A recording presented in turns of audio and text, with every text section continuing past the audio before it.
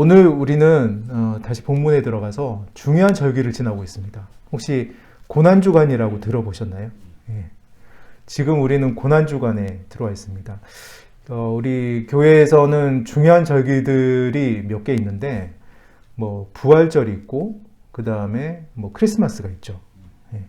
그렇게 두 가지를 아주 뭐 추수감사절도 있긴 한데, 그것보다는 오히려 하나님께서 우리에게 주신 귀중한 그러한 사역 중에서는 부활절, 크리스마스, 이게 굉장히 중요한데, 부활절과 크리스마스가 왜 중요한데 이것과 가장 결부되는 것이 무엇이냐면 예수님의 삶과 결부가 됩니다.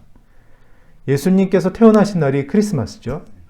그 다음에 예수님께서 십자가에 돌아가셨다가 다시 부활하신 날, 그게 바로 부활절입니다. 그래서 예수님의 생애와 이 교회에서의 절기가 굉장히 이렇게 중요하게 이어지는데, 이 고난주간이 바로 예수님께서 십자가에 못 박히시고 부활하시는 바로 그 전주에 있었던 그 주간이 바로 이 고난주간입니다. 종려주일이라고 해서 바로 지난 주일이 종려주일이었어서, 종려주일은 뭐냐면 예수님께서 십자가에 돌아가시기 전에 예루살렘으로 들어가셔서 예루살렘으로 들어오시는 그 날을 기념하기 위해서 종려주일이라는 걸 합니다. 종려나무 가지를 꺾어서 아이들이 호산나 호산나 외쳤던 예수님께서 들어오시는 예루살렘에 들어오시는 것을 환영하는, 그것을 기념하기 위한 그 날이 종려주일이고, 고난주간 오늘 이렇게 쭉 지나면서 그 다음 예수님께서 십자가에 못 박히셨다가 다시 부활하신 부활주일을 이렇게 지내게 됩니다. 성경에 보면 이 고난주간에 대해서 날별로 이렇게 딱 명확하게 뭐 월요일은 뭐 했고 화요일은 뭐 했고 수요일은 뭐 했고 이렇게 나타나지는 않습니다. 근데 대략적으로 성경의 내용들을 쭉 보면은 오늘 우리가 읽었던 이 본문은 아마 화요일쯤 예루살렘 들어오시고 난 다음 이틀째 되는 날, 예수님께서 이 예루살렘에 있는 사람들에게 성전에서 설교하시는 그러한 내용입니다. 그래서 오늘 쭉 내용을 보시면 11장, 뭐 12장, 13장 이렇게 쭉 보시면 계속 예수님께서 예루살렘에 들어오셔가지고 설교하시는 내용이 쭉 이렇게 나오게 되는 그런 날, 그런 부분이죠. 오늘은 이 맥락 속에서 특별히 우리가 예수님의 고난과 부활을 생각하는 그러한 맥락으로 이 말씀을 좀 같이 보았으면 합니다. 사실 오늘 이 말씀은 굉장히 어두운, 그리고 또 어떻게 보면 절망적인 그러한 상황이기도 합니다. 예수님께서 하셨던 대중설교의 마지막, 예수님의 생애 중에서 예수님께서 이 땅에서 하셨던 사역 중에 대중에게 설교하시는 마지막 설교가 바로 이 부분입니다.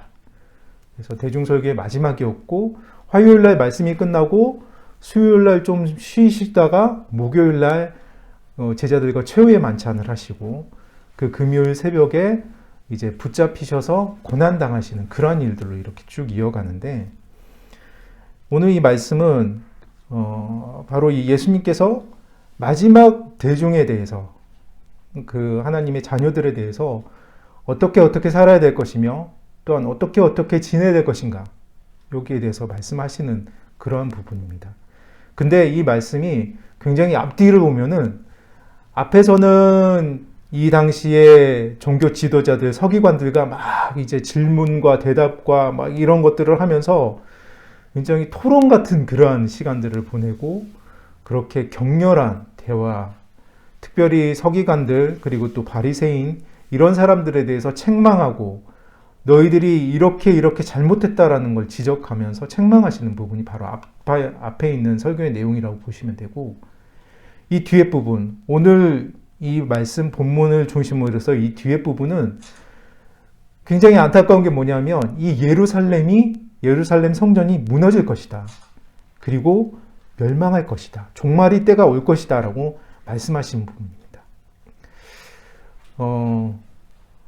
우리 이 자리에 오신 분들 중에서는 가장 기억에 남는 그 건물이나 가장 기억에 남는 어떤 내 생애에서는 이게 나의 기억에서는 꼭 꼽을 만한 그런 거다라고 생각나시는 게 있습니까? 집. 네. 집. 그렇죠. 집. 집이 중요하죠. 네. 9.11 테러난 빌딩. 아, 그, 바벨탑 안에. 아, 바벨탑이라기보다는 그냥 그 사건 자체가 좀 충격적이었죠. 네, 충격적이었죠. 충격적인. 예. 삼풍백화점. 아, 삼풍백화점 그것도 진짜 충격적이었습니다. 예. 두 개 다 저기 부하고 사치의 상징이라고 해요. 네, 그렇게 볼 수가 있어요. 네. 근데 이게 우리가 기억에 남는 이렇게 끔찍한 사고라든가 충격적인 이런 사고가 있는 것도 있고, 그 다음에 우리가 항상 기억하면 기분이 좋아지고, 아까 간사님 말씀하신 집처럼 기분이 좋아지고 아늑해지고, 이런 우리의 마음에 평안을 주는 것들이 있습니다. 근데 오늘 본문 뒤에 나오는 이 예루살렘 성전이 무너졌다라고 하는 것은 예루살렘에 있는, 아니, 유대인들에게 있어서는 굉장히 큰 사건입니다. 큰 사건이 아니라 이거는 하늘이 무너지는 것과 같은 그러한 사건입니다. 왜냐하면 유대인들에게 있어서는 성전이라는 것은 그들의 삶의 중심이고 그들의 신앙의 중심이고 그 생의 모든 것들의 중심이 되기 때문입니다. 그렇기 때문에 성전이 무너졌다, 이것은 그들의 삶이 무너졌다라는 것과 마찬가지죠. 우리가 뭐 부의 상징이나 말씀하셨던 부의 상징이라든지 이런 건물에 대한 어떤 이런 좋은 추억이 있는 건물들, 아니면 아늑한 집이라든지 이런 좋은 추억이 있는 건물들이 무너진 것만으로 해서도 굉장히 큰 충격을 받는데, 삶의 모든 것들을 이제 쏟아부었던 것들, 그것이 무너졌다고 하면은 굉장히 큰 사건이 되는 거죠. 엄청난 사건이 되는 거죠. 어쩌면은 예루살렘의 성전이 무너졌다라는 것 때문에 그들의 삶을 끊을 만한 그러한 사람들도 많았을 거라는 생각이 듭니다. 이 앞에서는 말씀드렸다시피 예수님께서 이제 예루살렘에 들어오시는데, 사실 예수님께서 좋은 말씀을 주시고 많은 사람들에게 희망을 주시고 천국에 이르는 복음의 메시지를 주셨지만, 그것 때문에 예수님을 반대하려는 사람들이 굉장히 많았습니다. 비방하고, 그리고 또 그 예수님을 공격하고 공개적으로 이렇게 질타하려고 하는 사람들이 많았었던 거죠. 근데 그 중심이 바로 예루살렘이었습니다. 예루살렘에서 그 일들이 많았고, 그렇게 하려는 사람들이 많이 이제 준비를 하고 있었던 거죠. 예수님께서 예루살렘에 들어오시기만 하면 예수님께서는 어떻게 공격받으실 걸 알고 계셨어요. 그리고 사람들도 어떻게 공격할지를 벼르고 있었던 거죠. 근데 예수님께서 오시자마자 둘째 날에 그들을 향해서 공격적인, 그리고 또 그들의 잘못들을 지적하는 설교를 막 하십니다. 설교들을 막 하시고, 그래서 등을 돌렸던 사람들이, 그리고 또 예수님을 비방했던 사람들이 이 13장 뒤에 보면은 예수님을 죽이겠다라고 완전히 결심을 하는 겁니다. 그렇게 됐죠. 그리고 좀 전에 말씀드린 것처럼 13장 처음 보면은 성전이 무너질 것에 대해서 설교를 하시는 겁니다. 그럼 대중들의 마음들이 어떻게 될까요? 사람들의 마음들이, 종교 지도자들 뿐만 아니라 그냥 일반적인 사람들의 마음들은 아마 엄청나게 실망을 했을 거예요. 예수님의 설교를 통해서. 앞에서는 종교 지도자들에 대해서 공격을 하고, 뒤에서는 일반 사람들이 마음이 무너질 만한 그러한 설교를 하고, 어쩌면은 예수님께서 아까 전에 말씀드린 종료주일 때 환영을 받으시고 이 세상을 구원하실 구원자, 그리고 또 우리를 구원하실 메시아, 이렇게 외쳤던 사람들이 이런 말씀들을 통해서, 설교를 통해서 어쩌면 마음이 무너지고 실망하고, 그래서 예수님께 대해서 등을 돌렸을 수도 있습니다. 그래서 어쩌면 예수님께서 죽음으로 가실 때, 고난받고 채찍질 당하시고 십자가에 못 박혀 돌아가실 때, 그때 많은 사람들이 울면서 예수님의 죽음을 슬퍼하는 사람들도 있었지만, 예수님께 대해서 오히려 잘 됐다, 잘 죽었다, 고난을 받아 마땅하다 라고 하는 사람들도 많았을 수도 있습니다. 예수님께서는 이 설교를 그럼에도 불구하고 하셨던 이유는, 이 말씀이 바로 그리스도인들, 예수님을 믿는 자들, 예수님을 믿지 않는 사람들은 예수님을 믿어서 어떻게 살아야 될 것인가, 그리고 또 어떻게 우리가 삶을 준비해야 될 것인가를 말씀하시는 마지막 가르침이기 때문에 예수님께서는 이 말씀을 하실 수밖에 없었던 거죠. 그래서 오늘 이 말씀들 중에서 참으로 예수님께서는 절망적인 말씀을 대중들한테 선포를 하셨지만 본인에게도 사실은 굉장히 힘든 시간이었을 겁니다. 제가 요즘 많이 보는 그 유튜브 중에 하나의 내용이 뭐냐면 탈북하신 분들의 유튜브를 많이 이제 자주 찾게 되는데, 특히 뭐 한국에 와서 뭐 좋은 점 뭐 이런 것들도 많이 보지만 북한에서 다시금 잡혔을 때 어떻게 고초를 당하시는지 그 부분을 이렇게 보게 됩니다. 얘기만 들어도 끔찍해요. 얘기만 들어도. 어떻게 저런 고통들을 겪고 다시 탈북할 마음이 생겼었을까. 그런 걸 보면서 그 고통의 시간들을 겪는 그분들이 대단해 보이는데, 근데 그 고통의 시간들을 보면서도 예수님의 고통의 시간을 또 보면은 그것도 비교를 할 수가 없어요. 예수님은 그 고통의 시간이 어떤 고통인지를 본인은 아셨을 겁니다.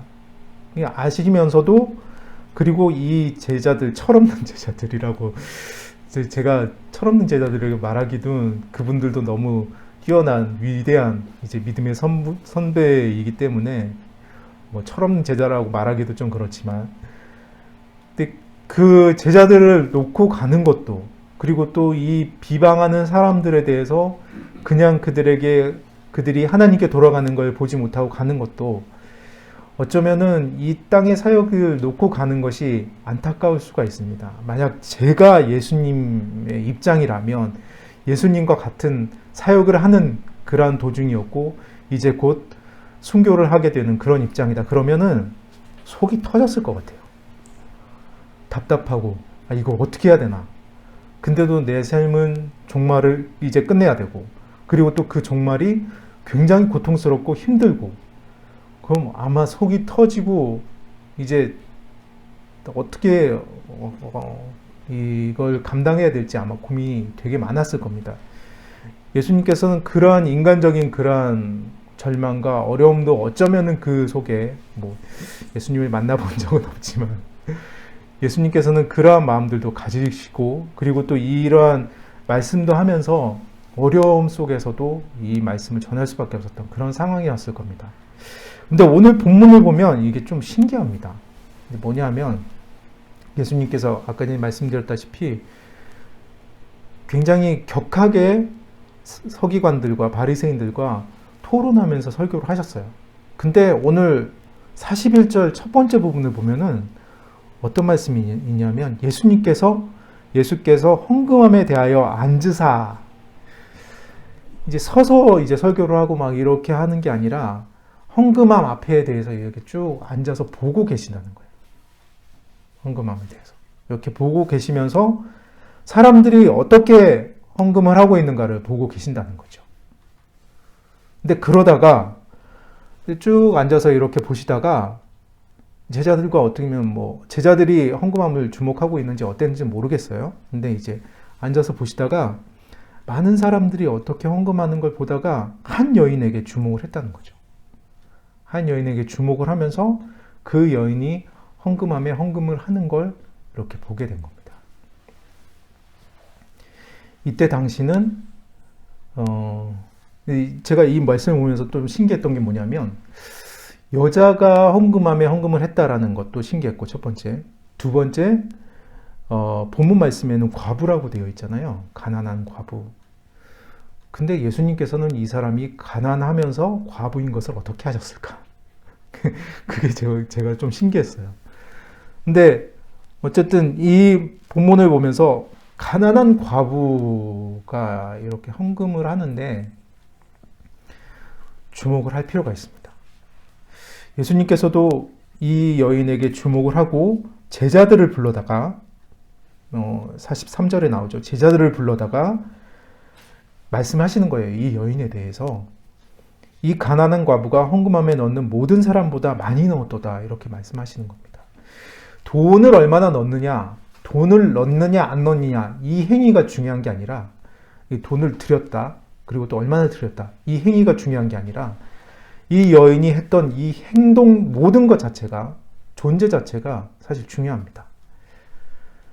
이때 당시는 여자들에 대해서 굉장히 보수적이었던 상황이죠.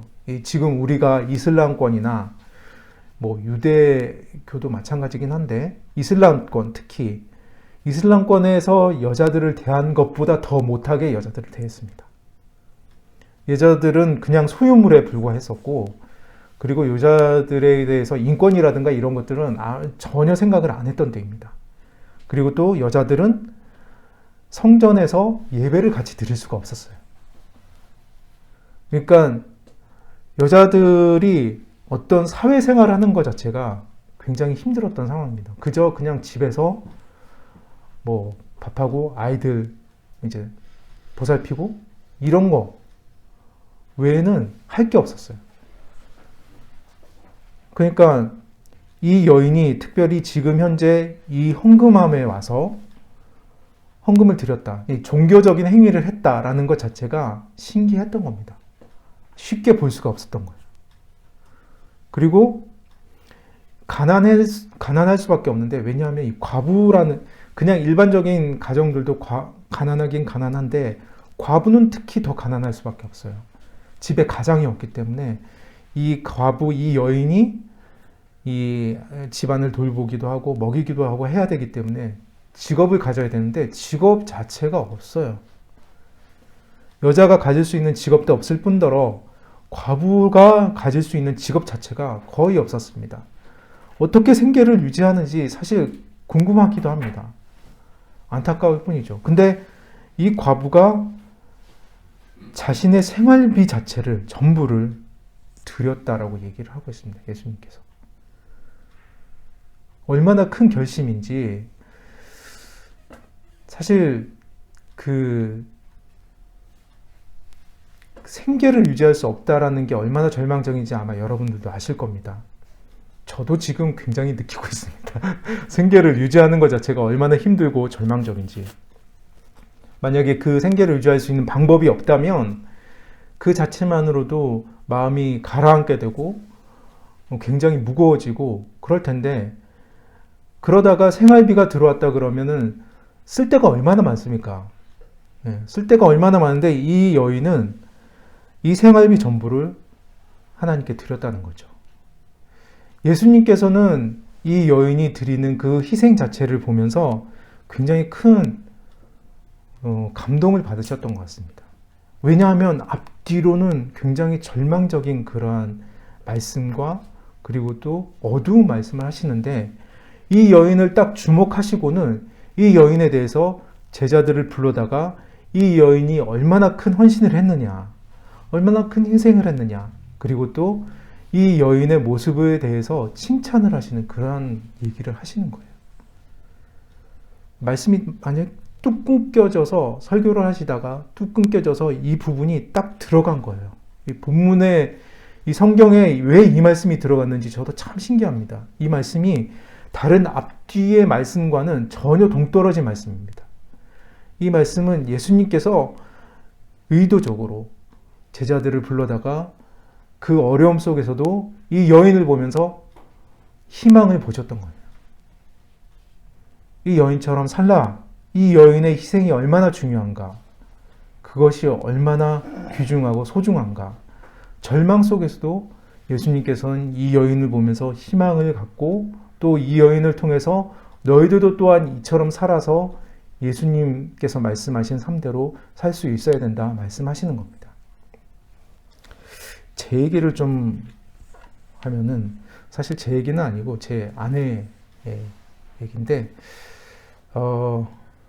플레이포유에서도 같이 기도를 해주셨습니다. 기도를 해주셨던 써서 굉장히 큰 힘을 얻었었는데 2018년도 저희 날짜를 하나하나 다 기억하는데 2018년도 들어가기 바로 직전에 2017년 12월 29일입니다만 갑자기 아내가 그 전주가 저희 결혼 기념일이라서 이제 같이 식사도 하고 영화도 보고 이렇게 와서 있다가 토요일이었었는데 갑자기 아내가 이제 몸이 안 좋대요. 그래서 병원에 간다고 이제 했었어요. 저는 그때 또 뭐 피곤해서 그냥 혼자 갔다 오라고 이렇게 했는데 갔다 오더니 뭐 사진을 찍었다고 해요. 이제 계속 몸이 안 좋아가지고 그런가 보다 했어요. 근데 그 주가 지나고 수요일쯤 이렇게 연락이 왔어요.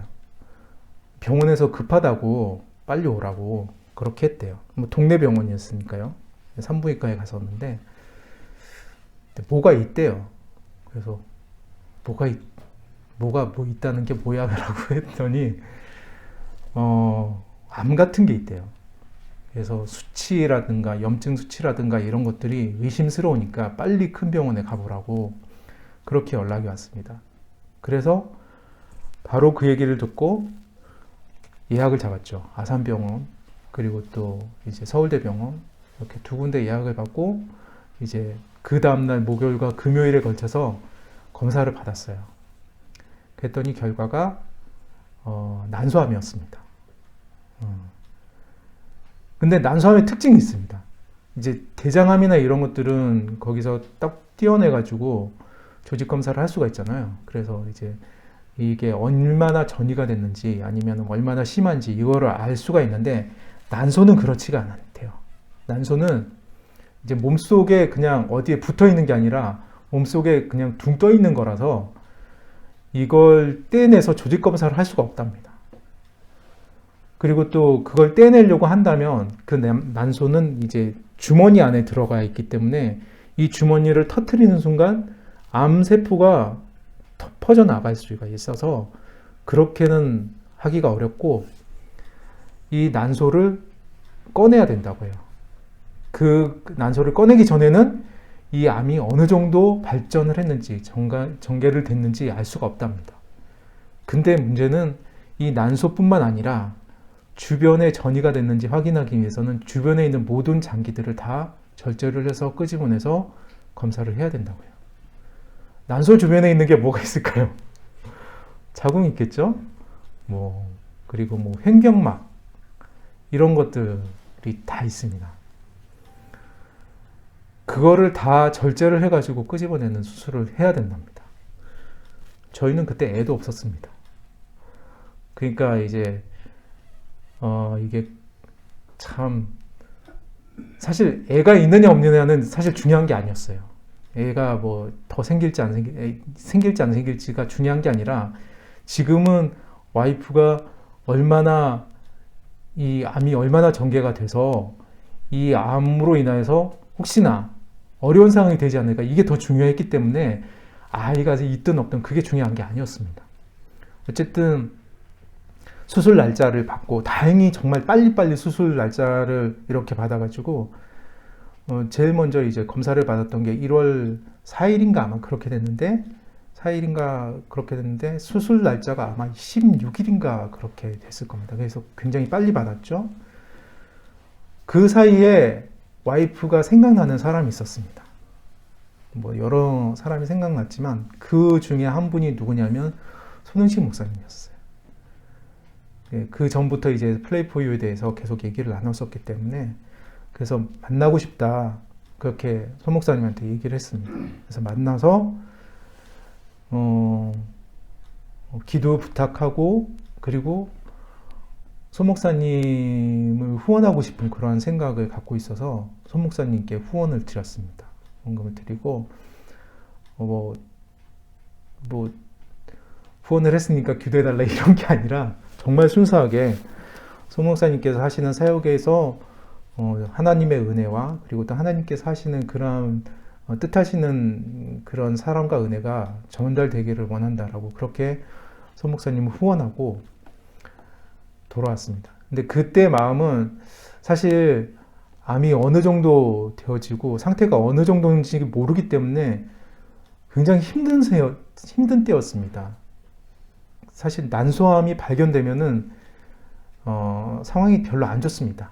이미 발견됐을 때는 다 다른 곳에 전이가 되는 그런 상태였기 때문에 굉장히 상태가 안 좋은 걸로 예상을 하고 또 어떤 상태인지 모르기 때문에 굉장히 불안하고 염려가 되는 그런 때였죠.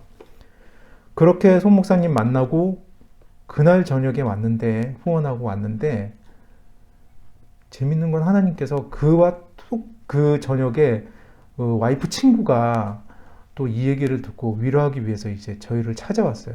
저희 동네까지 왔는데, 그러면서 기도하겠다. 그리고 의사였어서 그 친구도 이렇게 걱정 안 해도 될 것이다라고 이렇게 생각을 하고 얘기를 해주고 이렇게 가면서 치료비에 보태스라고 이제 또 우리한테 줬는데 그 금액이 똑같은 금액이었습니다. 소 목사님께 드렸던 금액과 후원했던 금액과 저희가 받았던 금액이 정말 똑같았어요. 참 놀라운 일이었죠.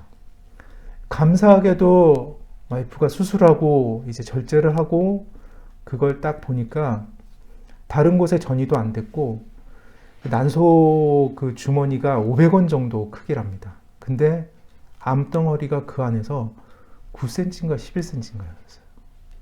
그 막이 터지지 않고 있었던 겁니다. 그 주머니가. 그래서 다른 곳에 전이가 안 되고 다행히 와이프가 수술을 하고 지금까지 아주 무사하게 예. 그때 항암 치료하면서 6개월 동안 항암 치료도 하고 그러면서 감사하게 지금까지 잘 살고 있습니다. 근데 이 말씀을 드리는 이유는 뭐냐면 저희가 그 절망스럽고 어려운 중에 생각났던 게 하나님께서 우리에게 왜 이런 시련을 주셨을까라는 그런 것에 대해서는 전혀 생각을 안 했다는 겁니다. 거기에 대해서 생각하는 게 아니라 하나님께서 주신 삶이 혹시나 지금 와이프의 삶이 지금이 마지막일지라도 하나님께서 허락하신 그 사역 그리고 또 복음 사역 하나님께서 이 땅에서 하시는 그 사역에 대해서 마지막까지 우리가 헌신해야 되겠다라고 생각을 했던 겁니다. 그래서 후원을 하게 되고 그리고 언제 끝날지 모르는 삶이지만 끝까지 우리가 모든 것들을 다 바쳐서 헌신하겠다 결단하고 나아갔던 거죠. 감사하게도 하나님께서 우리에게 우리 가정에게는 그 시련이 있었지만 그러나 그걸 극복할 수 있는 그리고 또 하나님께서 저희들을 붙잡아 주셔서 그리고 또 많은 분들의 기도로 인해서 그 병이 크게 전이가 되지 않고 크게 되지 않은 그러한 감사한 상황이 되었지만 혹시나 그 상황이 더 나빴을지라도 와이프가 지금까지 살아가는 모습을 보면 끝까지 마지막 순간까지 어려움과 절망이 있었을지라도 하나님께 대해서 헌신하고 하나님께 대해서 그의 마지막 순간까지 하나님의 사역에 대해서 놓지 않고 기도하고 나아갈 수 있는 그러한 신앙을 가졌으리라고 충분히 생각이 됩니다. 오늘 이 말씀 속에서도 예수님께서는 이 여인을 봤던 겁니다. 어려운 절망, 그 예수님께서 이제 곧 처하실 그러한 어려움, 그리고 또 예루살렘이 당할 어려움, 그리고 또 지금 선포되어지는 말씀을 통하여서 많은 사람들에게 희망보다는 어려움을 전할 수 있었을지라도 오늘 이 본문에 있는 가난한 과부의 헌신은 예수님께서 저 여인이 살아가는 모습 이 자체가 바로 내가 이 땅에서 선포하는 말, 그리고 또 선포하는 복음, 선포하는 설교대로 사는 그런 모습이다. 이 여인의 모습을 기억하라 라고 말씀을 하시는 겁니다.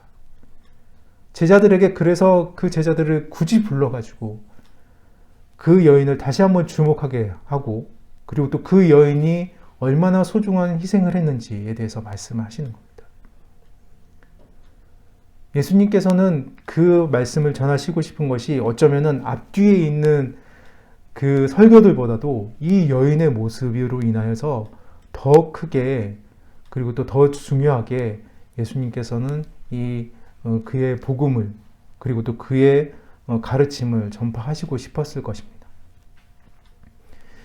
오늘 우리가 고난주간을 지내고 있는 이 상황에 있는데